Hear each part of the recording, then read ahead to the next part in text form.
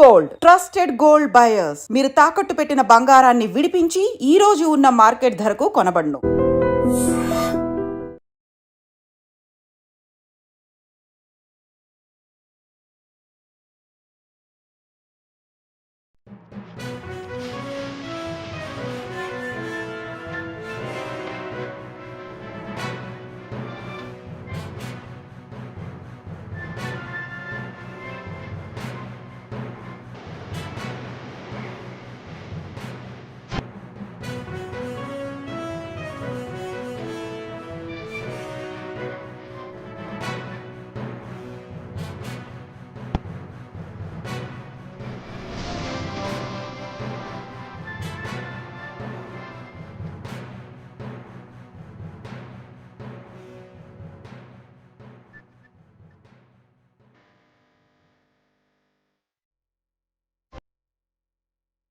కొంతమంది ఆకతాయిల వెర్రి చేష్టల వల్ల పోలీసులు పరుగులు పెట్టాల్సి వస్తోంది. ప్రజలు భయంతో వణికిపోతున్నారు. ఆల్రెడీ ఉదయమే విజయవాడ బీసెంట్ రోడ్లో బాంబు ఉంది అని చెప్పి ఒక అగంతకుడు విజయవాడ కంట్రోల్ రూమ్కి ఫోన్ చేసి పోలీసులకు చెప్పడంతో అక్కడ పోలీసులు హుటాహుటిన పరుగులు పెట్టి డాగ్ స్క్వాడ్తో ముమ్మర తనిఖీలు చేశారు. ఆ తర్వాత అలాంటి పరిస్థితులు ఏమీ లేవని తెలిసినాక అంతా ఊపిరి పీల్చుకున్నారు.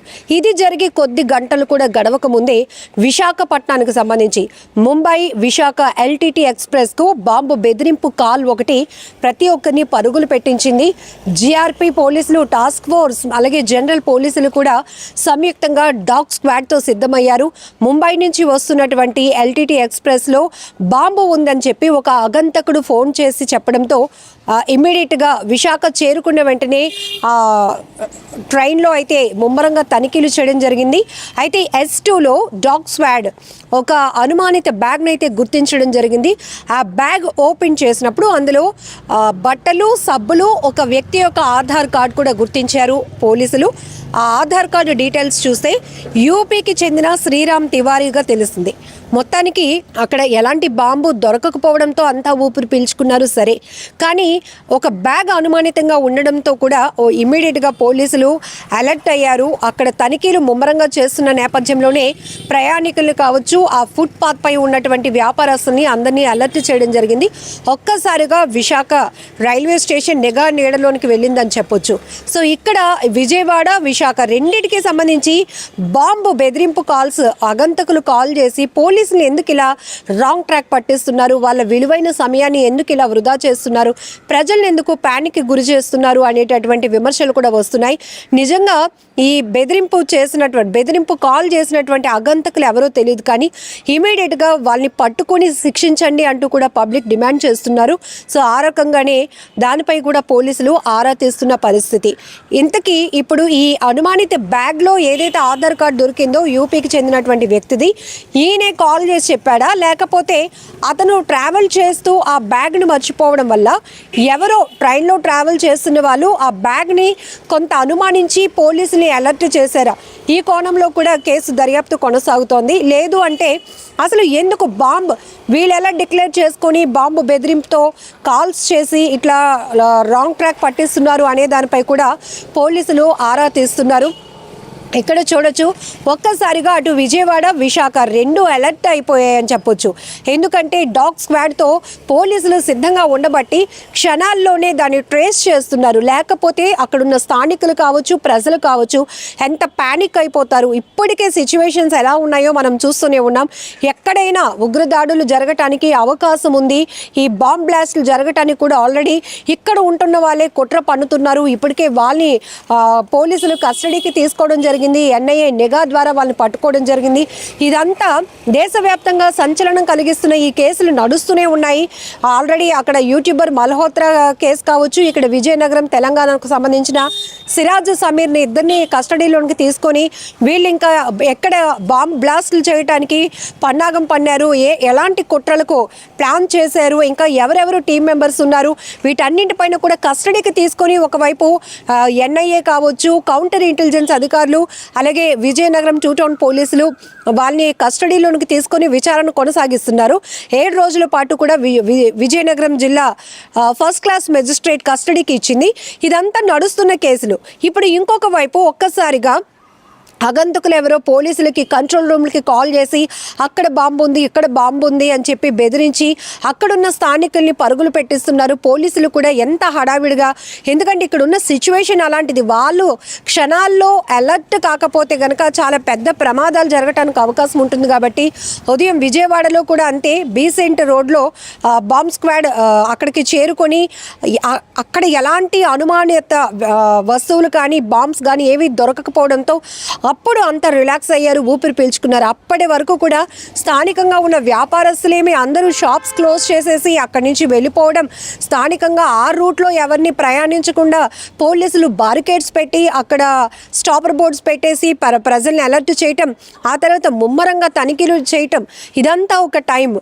ఇక్కడ వైజాగ్కి సంబంధించి ముంబై విశాఖ ఎల్టీటీ ఎక్స్ప్రెస్కి కూడా బాంబు బెదిరింపు కాల్ రావడంతో ఇక్కడ కూడా ఇంతే, టాస్క్ ఫోర్స్ కావచ్చు, జీఆర్పీ, అలానే లా అండ్ ఆర్డర్ పోలీసులు అందరూ ఏకకాలంలో ఒక టీమ్గా ఫామ్ అయి అలర్ట్ అయి డాగ్ స్క్వాడ్తో సహా స్టేషన్కు చేరుకొని అక్కడ కూడా అలాంటి పరిస్థితులు ఏమీ లేవు అన్న తర్వాత అంతా ఊపిరి పీల్చుకున్నారు. మొత్తానికి ఈ ఆగంతకులు ఎవరు రాంగ్ ట్రాక్ పట్టించడానికి, ఇట్లా చిల్లరగా వికృత చేష్టలు చేయడానికి పాల్పడుతున్నారో వారిని మాత్రం ఖచ్చితంగా పట్టుకుని వాళ్ళని శిక్షిస్తే కనుక ఇలా ఇంకొకరు ఇలాంటి ఛాన్స్ తీసుకోరు, ఇలా ఫేక్ కాల్స్ చేసి అందరినీ ఇలా బెదిరింపులకు గురి చేయటం, భయభ్రాంతులకు గురి చేయటం చేయరు అనేటటువంటి ఒపీనియన్స్ కూడా సోషల్ మీడియాలో వ్యక్తమవుతున్నాయి.